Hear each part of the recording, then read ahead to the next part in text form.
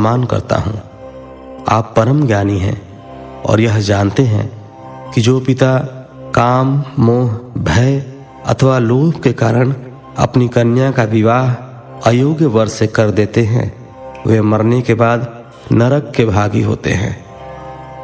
इसलिए मैं कोई ऐसा कार्य नहीं करना चाहता जिससे मैं नरक का भागी बनूं। मैं अपनी प्रिय पुत्री पार्वती का विवाह स्वेच्छा से कभी भी शूलपाणी शिव के साथ नहीं करूंगा। यही मेरा और मेरी पत्नी मैना दोनों का फैसला है।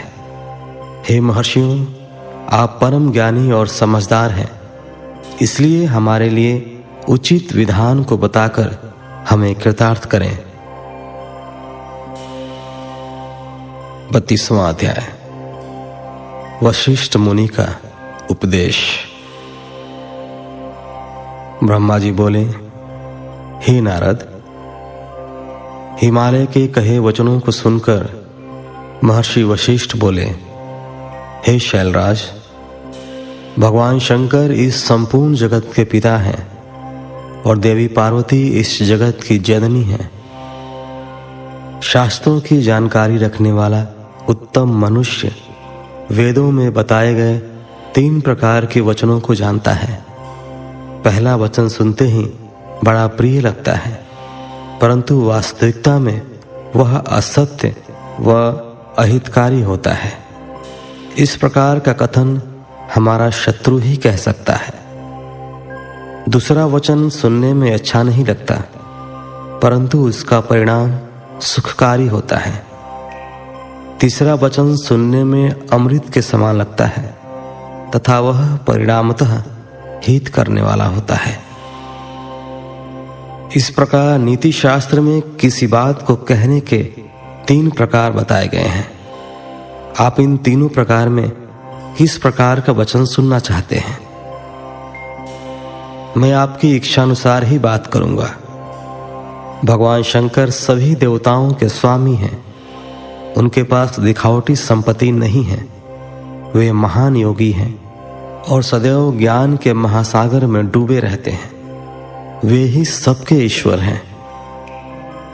गृहस्थ पुरुष राज्य और संपत्ति के स्वामी मनुष्य को ही अपनी पुत्री का वर चुनता है।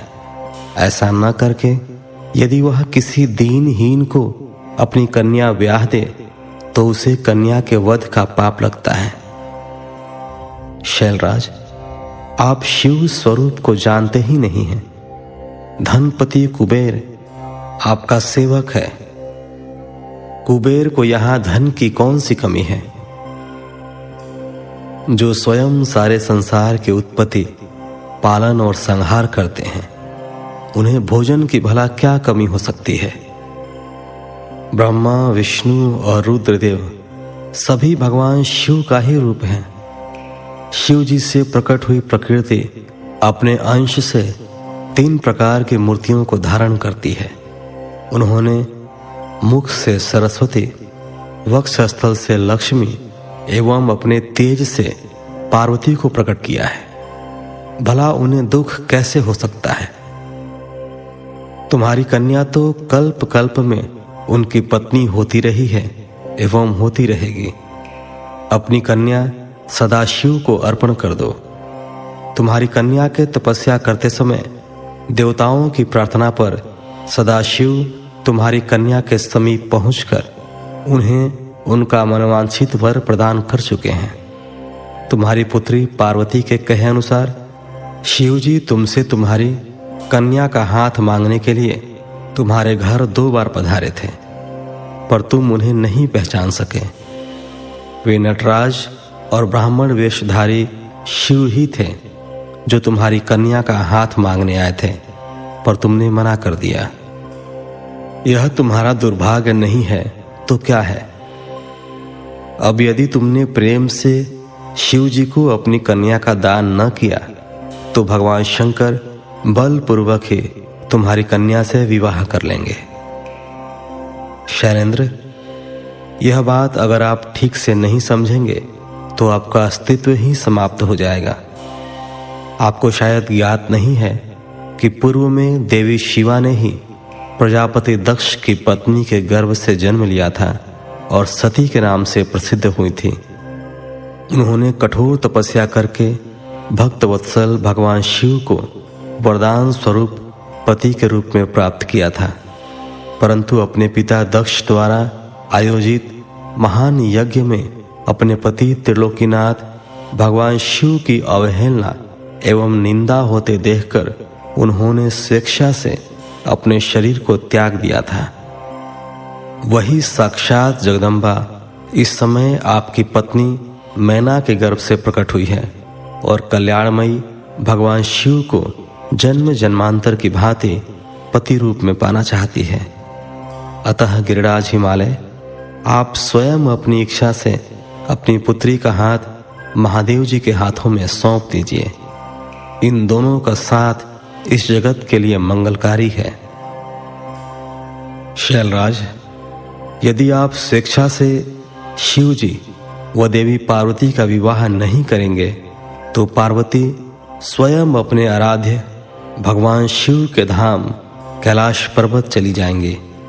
आपकी प्रिय पुत्री पार्वती की इच्छा का सम्मान करते हुए ही भगवान शिव स्वयं आपसे पार्वती का हाथ मांगने के लिए वेश बदलकर आपके घर आए थे, परंतु आपने उनको नहीं पहचाना और अपनी कन्या देने से इनकार कर दिया।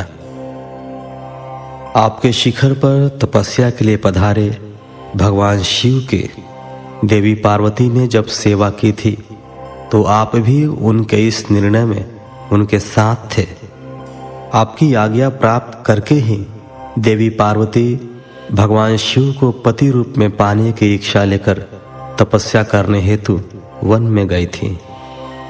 उनके इस प्रण और कार्य को आपने सराहा था, फिर आज ऐसा क्या हो गया कि आप अपने ही वचनों से पीछे हट रहे हैं?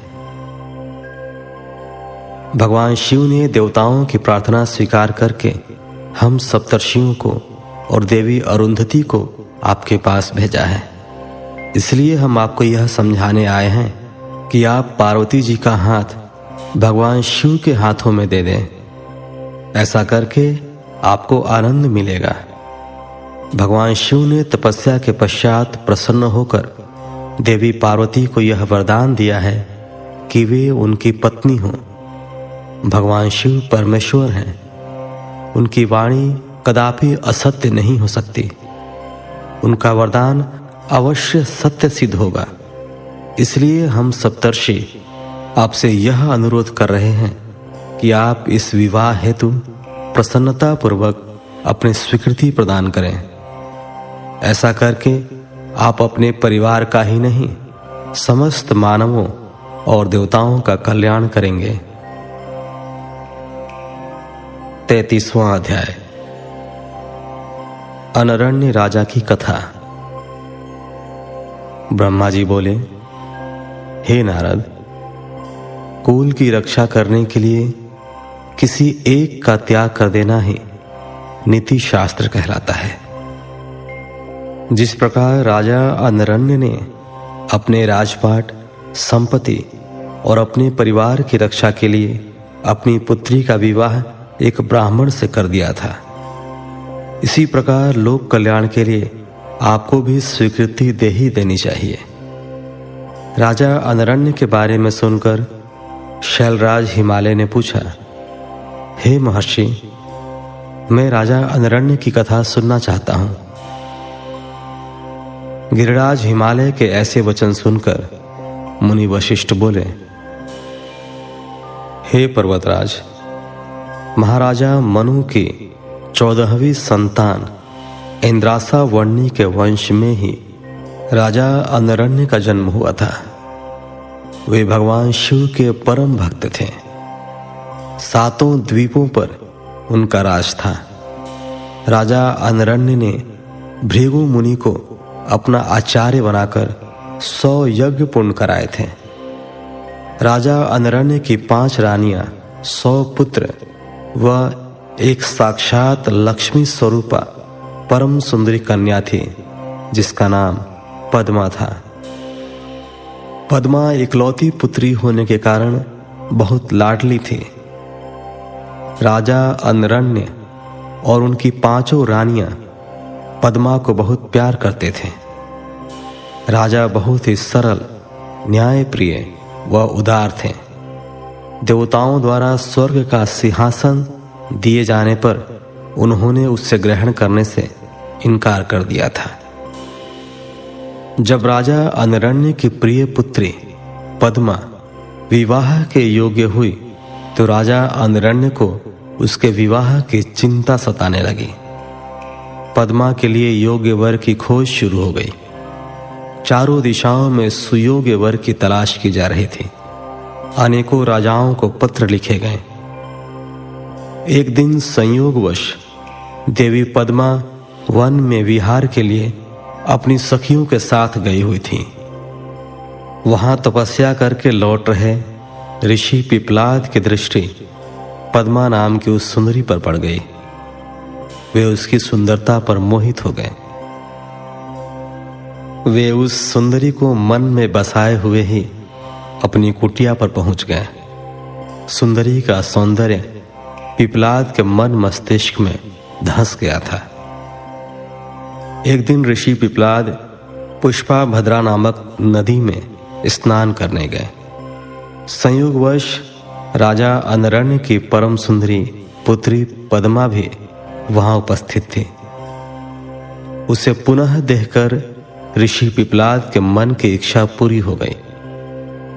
उन्होंने पद्मा की सखियों और सैनिकों से उसका परिचय प्राप्त कर लिया।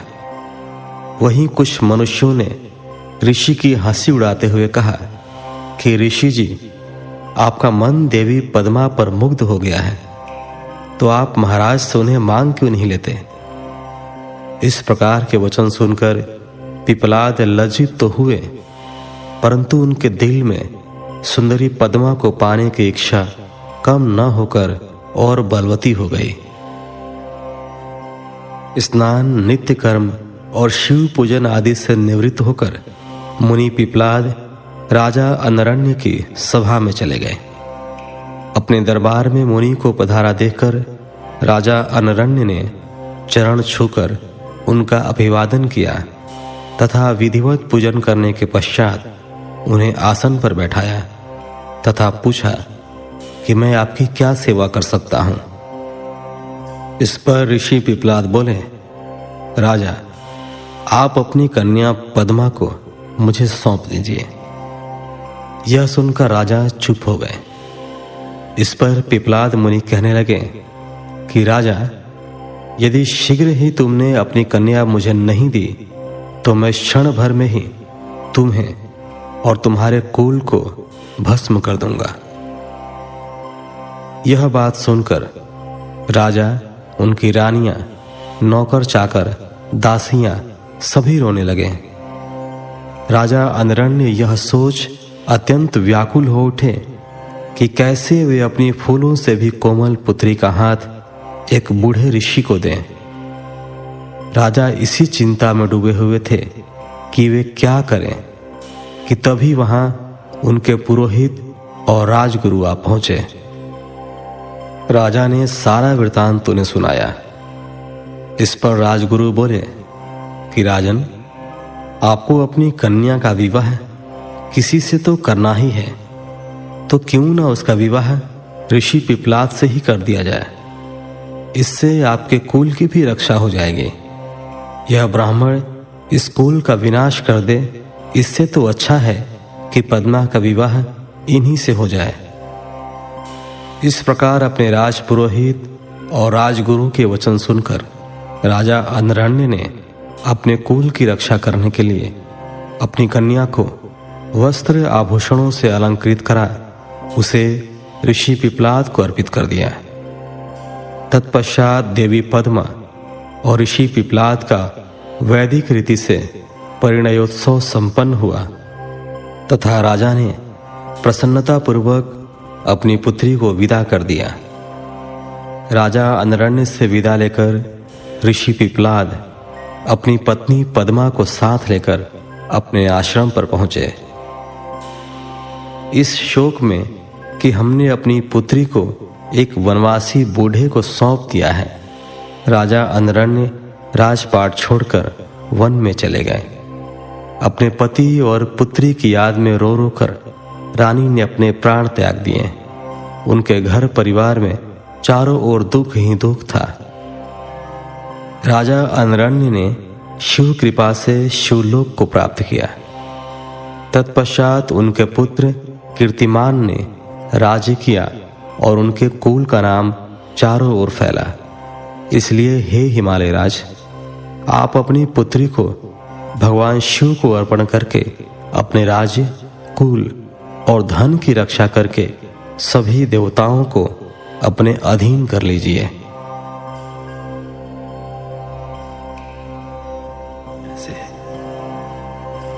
34वां अध्याय। पद्मा पिपलाद की कथा। ब्रह्मा जी बोले, नारद जी, शैलराज हिमालय राजा अनरण्य की कथा सुनकर बोले कि हे मुनि वशिष्ठ, आपने मुझे बहुत ही उत्तम कथा सुनाई है। अब मुझ पर कृपा करके मुझे ऋषि पिपलाद और देवी पद्मा के विवाह से आगे की भी कथा सुनाइए।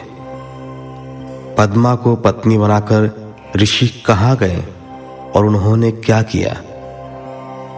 शैलराज हिमालय के इस प्रकार कहे प्रश्नों को सुनकर मुनि वशिष्ठ बोले, पर्वतराज, ऋषि पिपलाद अत्यंत वृद्ध थे।